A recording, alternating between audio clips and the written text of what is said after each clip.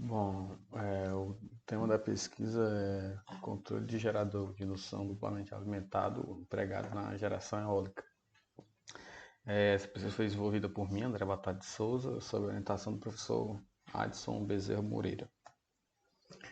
O trabalho é dividido em 5 tópicos. Uma breve introdução, um desenvolvimento matemático, com procedimento de como foram obtidos os controladores. São apresentados os resultados, uma conclusão geral de aspectos futuros e são apresentadas as referências utilizadas no trabalho. O objetivo geral desse projeto é estudar o modelo matemático do gerador elétrico duplamente alimentado, que chamaremos de agora em diante do GIDA, e como ele se aplica na geração eólica. Para tanto, a gente vai estudar como a topologia back-to-back dos dois conversores se aplicam, implementando esse sistema no ambiente do MATLAB do auxílio do Simulink. E estudaremos como o sistema completo ele se comporta ao ser conectado à rede elétrica. A justificativa para esse trabalho é que a geração eólica ela tem ganhado grande destaque. A geração eólica já representa uma parcela significativa da matriz energética brasileira. Então, é interessante que tragamos essas temáticas para o âmbito acadêmico. E especialmente o GIDA, ele se sobressai um pouco de outros geradores, mundialmente até, porque os conversores eletrônicos não precisam processar 100% da potência do sistema, apenas 30% da potência do sistema. E o controle funciona de forma eficaz. Então, o GIDA deve sim ser abordado. Resumidamente, a nossa ideia é contribuir para a viabilização do uso da energia proveniente dos ventos para aplicações em sistemas eólicos. O sistema estudado ele é composto basicamente por esses blocos aqui. Nós temos um gerador, que é o GIDA, conectado ao rotor do gerador está aqui o CLG, que se conecta com o CLR por meio de um barramento CC, que é aqui simbolizado por um capacitor. E esse CLR é conectado aqui à rede elétrica. Repare que o estator do gerador ele é conectado diretamente aqui à rede elétrica. Entre essa conexão aqui dos conversores e a rede elétrica existe um filtro, na verdade por aqui um filtro L, a conexão aqui de tudo com a rede elétrica, um filtro indutivo para fazer ali uma filtragem de harmônicos, e existe também um sistema de pré-carga aqui antes dos conversores para que a gente garanta que o carregamento do capacitor, o momento inicial desse carregamento é suave, não existirão grandes picos. O que são CLG e o que são CLR destacados na imagem anterior? O CLG ele é um conversor do lado do gerador elétrico, por assim dizer. Trata-se de um conversor CACC e ele vai controlar a extração da máxima potência do gerador, seja lá qual seja o perfil eólico do sistema. Já o CLR é o conversor do lado da rede elétrica e é um conversor CCCA. Ele vai controlar a tensão do LCC entre os dois conversores. A metodologia que foi adotada para o desenvolvimento dessa pesquisa consiste em levantar as equações dinâmicas em coordenadas dq, aplicá-las às transformadas de Laplace e obter as funções de transferência. Com essas funções de transferência, a gente pode usar a resposta em frequência para calcular os controladores, PI, no caso, os ganhos TI e KP.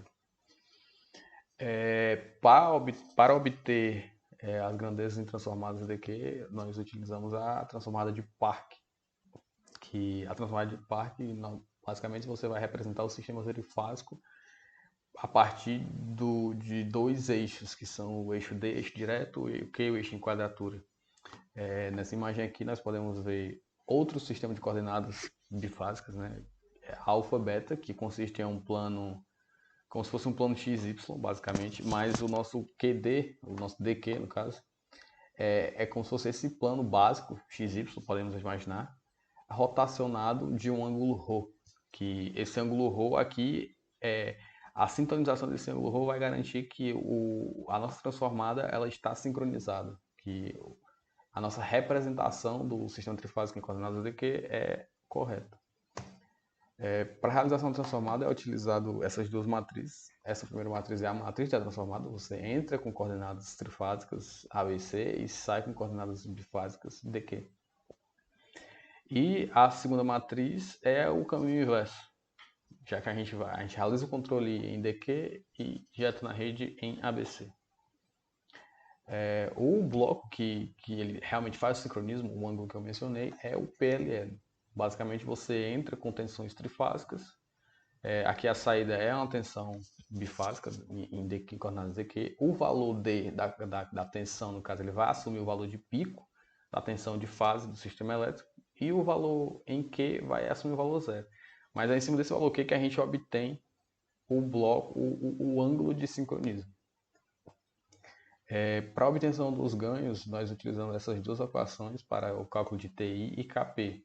E é utilizado aqui o procedimento de resposta de frequência, onde a gente define uma margem de fase de 60 graus e a gente, sempre que é calculado o controlador, a gente faz a comparação se a margem de ganho está acima de 6 dB, que é o nosso critério base. A velocidade para cada um dos controladores ela vai variar de acordo com a dinâmica estudada. Então, para o caso do controlador do PLL, foi utilizada uma frequência, no caso, de 145 radianos por segundo. E a gente obteve essa resposta aqui em frequência de parafuso de transferência de malha aberta, já mostrada. Então, a gente garante aqui que a margem de fase é 60 graus em 145 radianos por segundo e o margem de ganho infinito. Então, esses ganhos aqui obtidos, eles realmente são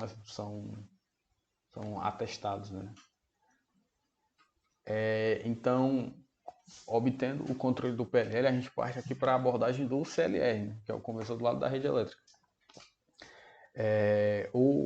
Com a obtenção do ângulo, a gente já tem a garantia que a saída aqui desse conversor, que veio aqui de um controle todo em coordenadas dq, ela está sincronizada com a rede elétrica. Aqui, basicamente, para levantar as equações, para obter a planta das correntes do CLR, nós fazemos aqui uma análise de malha. Depois dessa análise de malha das três fases é passada para dq, utilizado a metodologia já dita, é feita uma transformada e a gente consegue simbolizar aquele sistema por esse diagrama de blocos. E a função de transferência que representa a malha de corrente é essa aqui, que basicamente é uma função dos parâmetros do filtro L que eu mencionei já anteriormente, que é esse filtro L aqui. Deve-se pontuar aqui que as referências do controle de corrente do CLR ela é dada pelo controle da tensão do barramento CC. Para levantar as equações aqui do barramento CC, basicamente a gente faz um equilíbrio de potência, né? Uma análise do fluxo de potência do sistema, considerando todas as injeções. E então a gente consegue levantar as equações da mesma forma já descrita.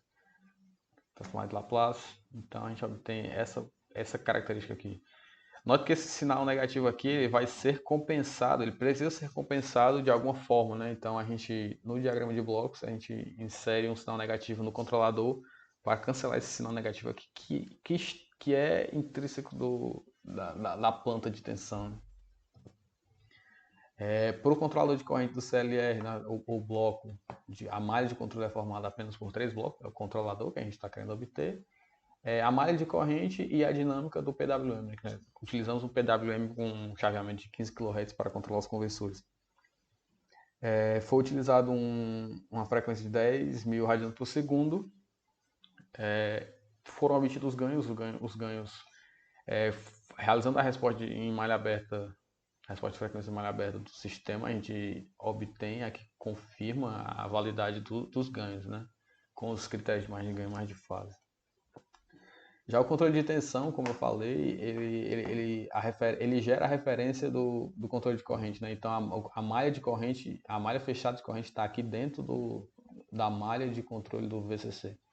Esse GVCC aqui é a malha de tensão, né? Foi utilizado uma frequência de 250 radianos por segundo e a resposta obtida foi essa aqui. Então a gente está de acordo com os nossos critérios. Aqui já para o CLG, basicamente a análise feita no CLG é a análise do sistema equivalente do gerador, né? A gente faz novamente uma análise de malha aqui.